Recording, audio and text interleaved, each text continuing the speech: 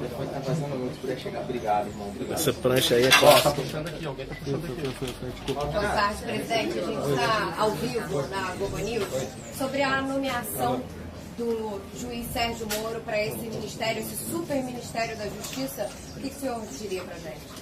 Foi um convite que fizemos, ele veio até aqui, já que eu não posso viajar também, gostaria de estar viajando pelo Brasil. Conversamos por uns 40 minutos.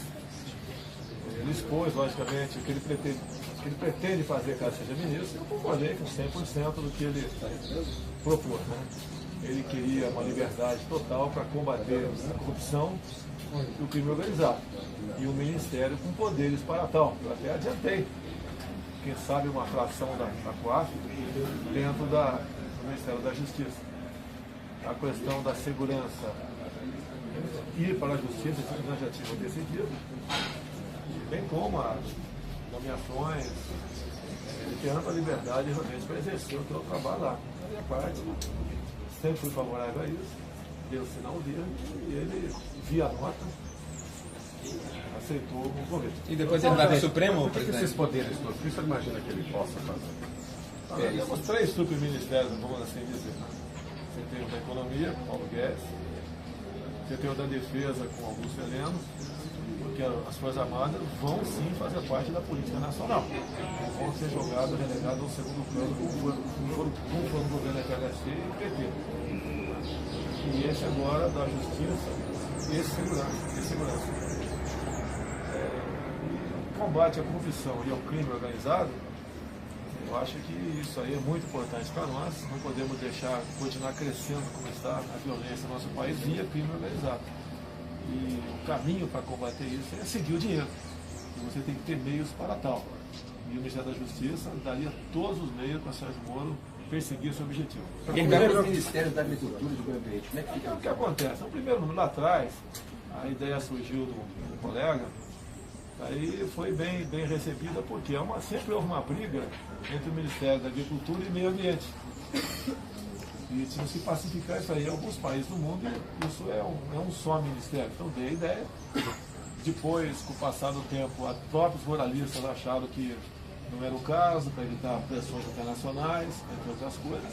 E eu falei que estou pronto para voltar atrás, se for o caso, não tem problema nenhum. Só que quem vai indicar o ministro do Meio Ambiente será também o senhor Jair Bolsonaro. Então, vai ser uma pessoa realmente que não vai botar ninguém lá por pressão de ONGs e ter um trabalho xiita voltado ao meio ambiente. Nós queremos preservar o meio ambiente, mas não da forma como o Ministério vem fazendo. Pelo que foi conversado hoje, por gentileza. Boa tarde.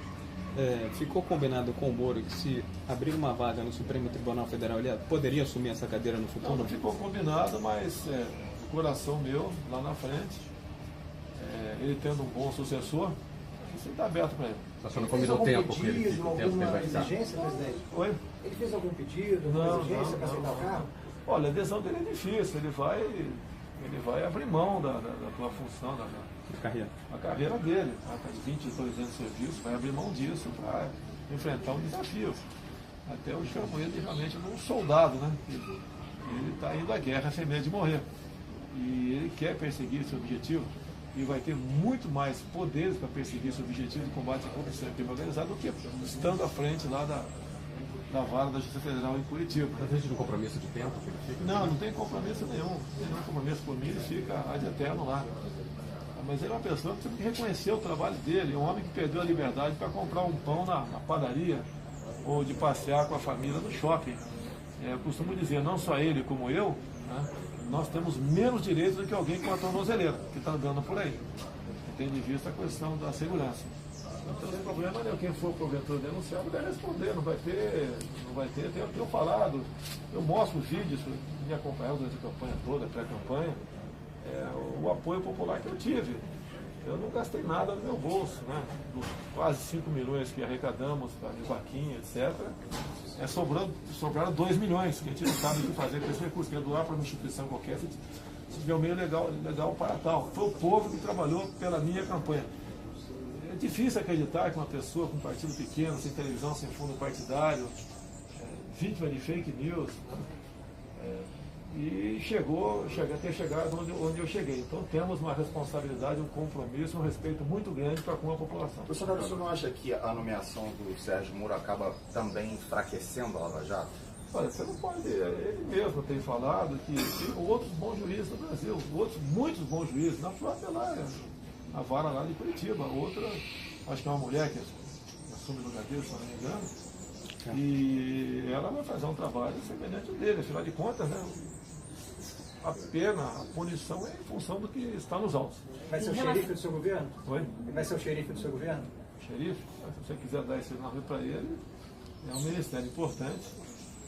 E, inclusive, né, bem claro, conversa entre nós, qualquer pessoa que porventura aí apareça nos noticiários policiais pode ser investigado e não vai sofrer qualquer interferência por parte da minha pessoa. Presidente, a gente se encontrou hoje com os embaixadores dos Estados Unidos e da Espanha. Se eu puder falar um pouquinho dessas conversas e também da sua intenção de, assim como os Estados Unidos, mudar a embaixada do Brasil em Israel para Jerusalém. Para conversar sobre tudo isso aí, para mais encontros protocolares, nós estamos numa fase aqui de lua de mel. Né?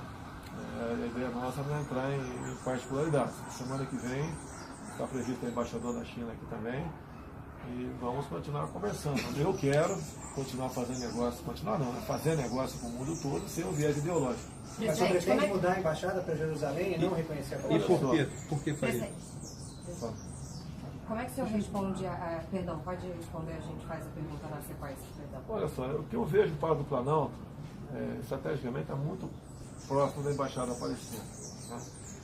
E não teria que ter embaixada em nenhuma daquela região. Esse é um problema que a gente vai discutir com quem for indicar para o Itamaraty, para a defesa.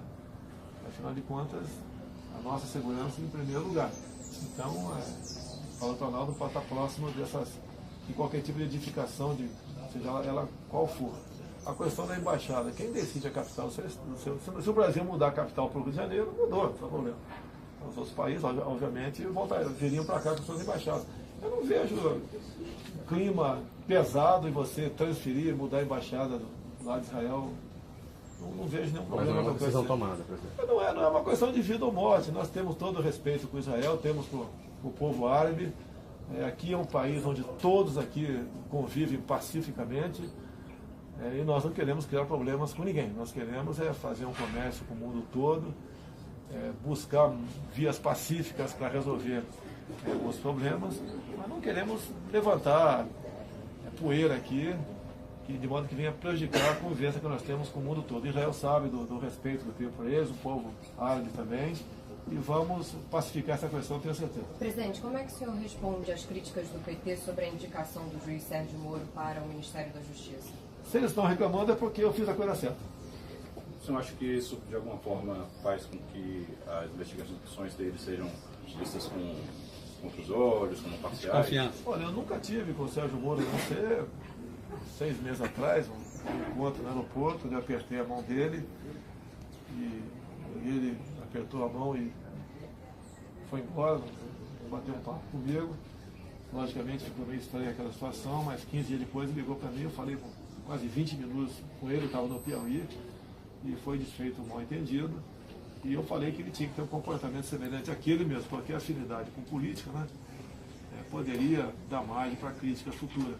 Fora isso, nunca eu conversei, eu apertei a mão do Sérgio Moro em lugar nenhum. Tenho um profundo respeito por ele, o que me fez, acabando as eleições, convidá-lo para bater um papo e, quem sabe, né, acertar a vinda dele para a Justiça, como ele aceitou, como estava aberto para ele também, a questão do Supremo no futuro. Quem da sua equipe fez o primeiro contato? Foi o Paulo Guedes? Não, foi o Paulo. Foi o Paulo Guedes que conversou com ele. Ainda durante a campanha, presidente? Não foi durante a campanha, não. Foi depois, pelo que eu sei, foi depois da campanha. O general Mourão ontem disse que foi antes da... Sei. Você acha que essa avaliação... Não sei se o Mourão foi embora. Embora. Eu tenho pouco contato com o Mourão, estou aprofundando o contato agora com ele. Estava em reunião com ele agora, combinando alguns detalhes aqui. Mas isso aí não tem nada a ver. Se for uma semana das eleições, um dia antes, não tem nada a ver. Presidente, o senhor já definiu o número de ministérios efetivamente? O senhor já definiu efetivamente o número de ministérios? São 15, 16 ou 17? Poderia... 17 é um bom número, né? É um bom número, pode ser. talvez seja 17. Quando a gente pode voltar atrás na possibilidade de fundir meio ambiente com a agricultura, manter separado isso? Para 16. Pode manter separado. Não vai ter muita diferença, porque quem vai botar o meio ambiente vai ser eu. O senhor sabe quais são os ministérios? O senhor saberia dizer? Não, de cabeça aqui, deixa eu jogar o 17 aqui na E mesa. sabe Presidente, quando o vão senhor ser viaja anunciados pra- os próximos nomes? Já tem 2 bastante avançados. Não posso falar. Mas qual ministério? Não, também não posso falar não. E no momento oportuno será, uma vez a gente chegando num acordo, né, a gente anuncia, porque a gente não pode anunciar e lá na frente dizer que voltou atrás. Fica ruim para mim e fica ruim para ele também. E nós não temos o direito de errar. O senhor viaja para Brasília na segunda-feira? Pretendo ir na terça-feira de manhã para Brasília, uma viagem mais protocolar, visitarei várias autoridades. Quero com saudade do plenário da Câmara, apenas dar um abraço aos colegas e voltar na quinta-feira depois do almoço. Viagens também internacionais, o senhor vai para o Chile primeiro? Não marquei, até porque eu tenho um problema com a bolsa de colostomia e essas viagens aí muito longas, né, eu posso ter algum problema, mas não quero colocar em risco a minha O senhor já saúde. definiu quando opera? Se vai ser em dezembro ou A janeiro? princípio, a operação seria 12 de dezembro, que completa exatamente 3 meses da última cirurgia. Queria saber essa avaliação do senhor sobre essa crítica do Sérgio Moro fazer parte do governo do senhor e o trabalho dele está comprometido na Lava Jato, tudo que ele fez, em relação ao PT principalmente. Fica comprometido. Ele é uma pessoa que eu acho que o Brasil todo tem que reconhecer e reconhece o trabalho dele. Ele nos deu esperança de dias melhores combatendo a corrupção. Botou gente que ninguém imaginava um dia que poderia ser presa por 10 minutos. Tá? E foi fundo, com seu conhecimento, investigando, apurando e punindo em primeira instância todas aquelas pessoas sem aceitar a pressão de quem quer que seja. Qual a Presidente, prioridade candidato- do trabalho no gabinete de transição lá em Brasília, entre terça e quinta-feira? Na prioridade, olha só, são 50 cargos, o ONU procurou dividir entre os 15, 17 ministérios, o mais pesado é a economia, e nós temos que tomar pé dos números, né, que muitas vezes eu deixo de dar uma opinião para vocês porque eu não tenho a certeza dos números que se apresentam.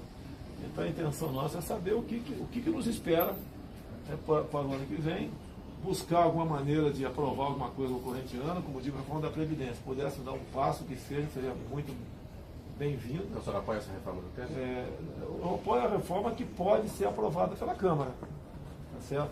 Eu quero ver a última versão dela com mais cuidado. Na semana que vem já vou estar a par dela, né? E eu sei que quase que uma ressaca depois das eleições. Eu sei que o parlamento fica esvaziado. Quem perdeu a eleição está mais afastado de Brasília, quem ganhou está comemorando.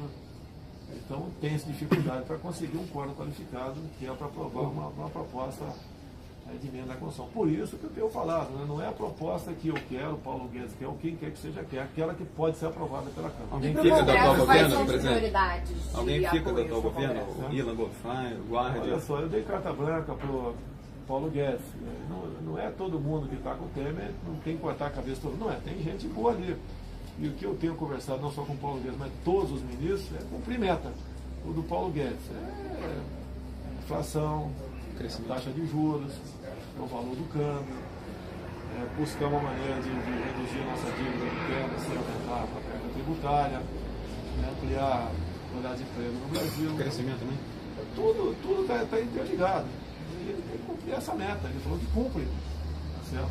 E ele é a pessoa qualificada, habilitada para perseguir esse objetivo. E no Congresso, as prioridades de aliados e alianças? Não, olha só, há 2 anos, eu decidi há 4 anos vir disputar a presidência da República.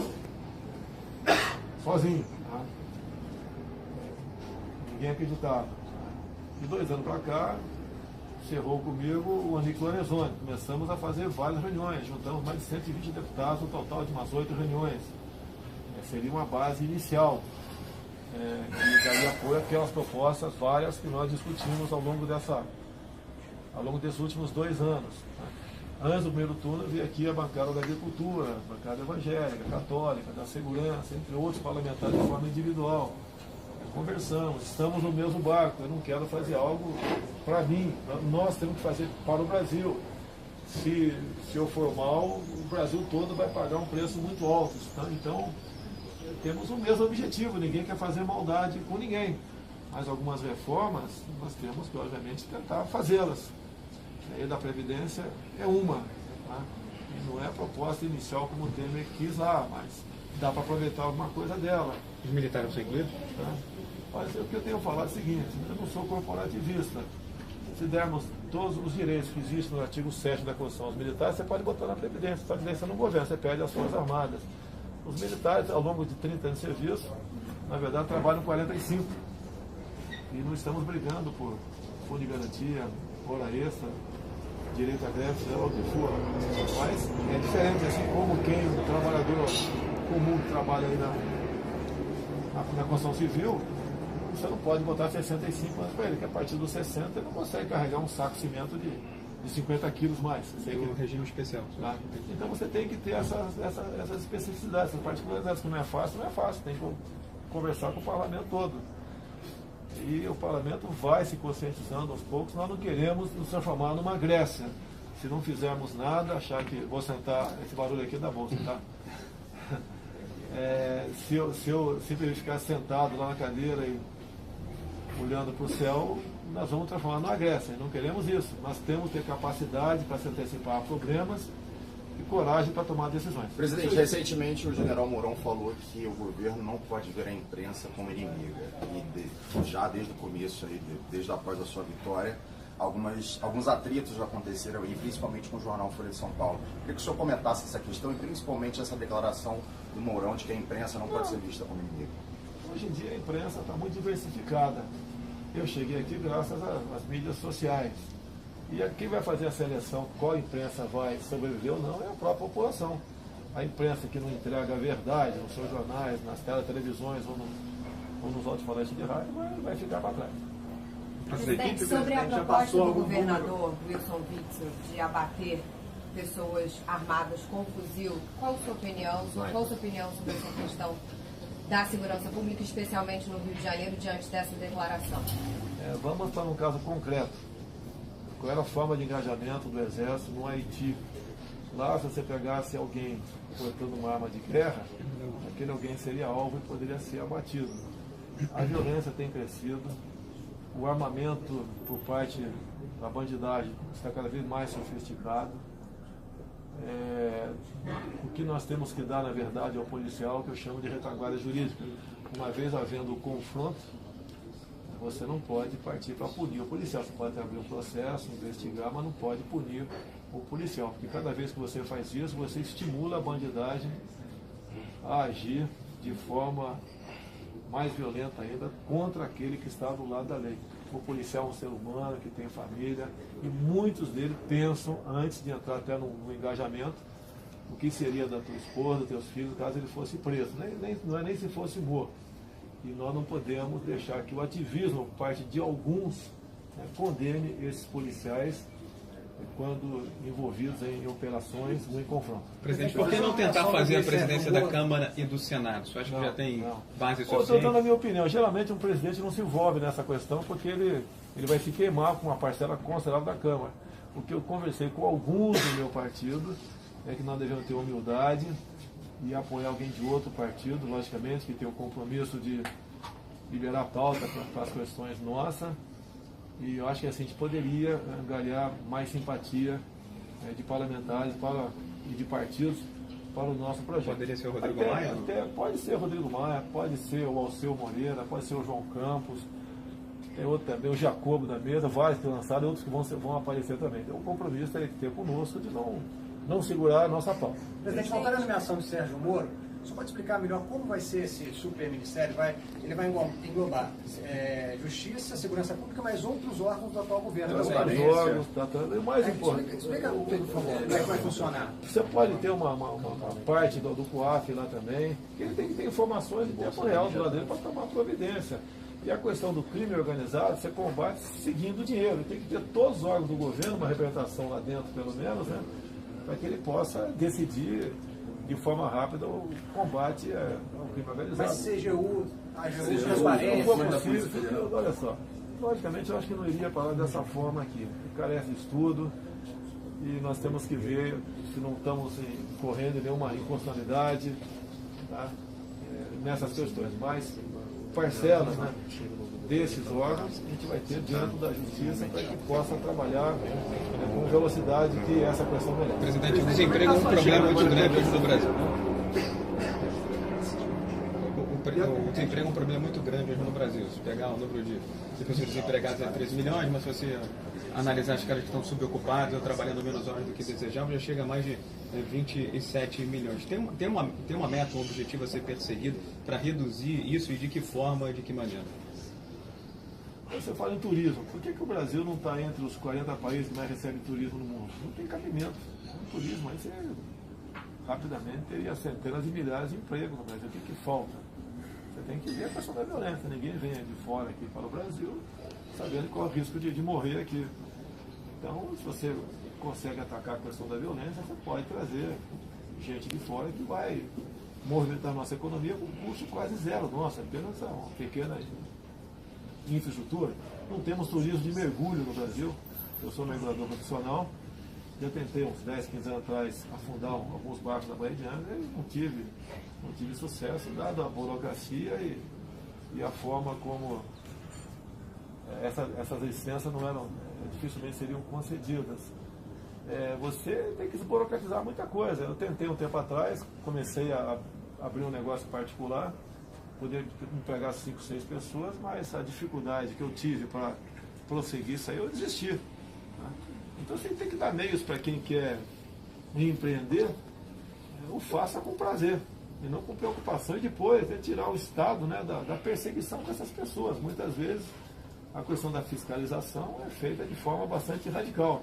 E o fiscal tem que ser um amigo de quem produz, adverte, não deu certo, daí vai para a punição.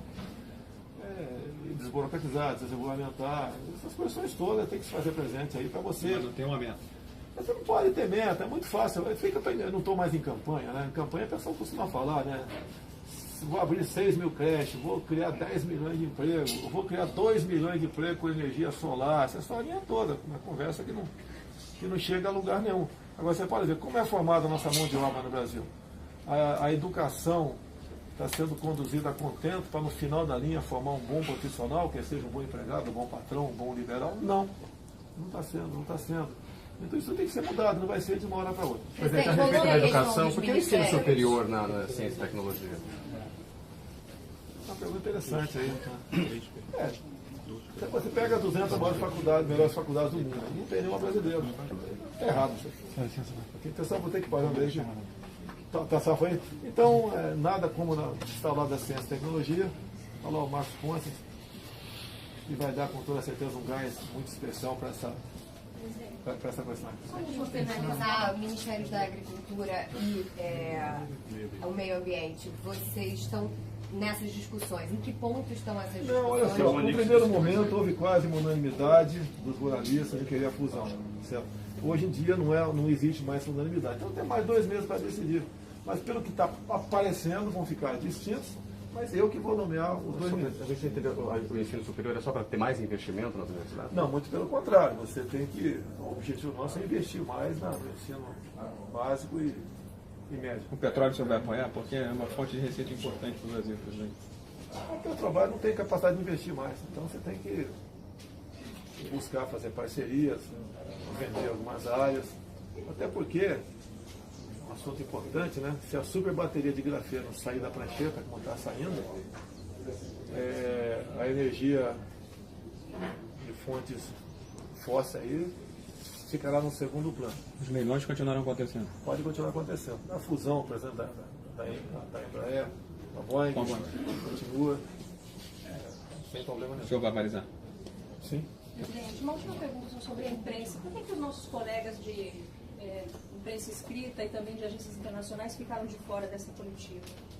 Não sei, quem marcou isso não foi eu, não. Espaço físico. Eu tenho consideração por vocês aqui. Agora, eu não mandei restringir ninguém, não. Obrigado. Obrigado. Pessoal, obrigado, pessoal. Obrigado.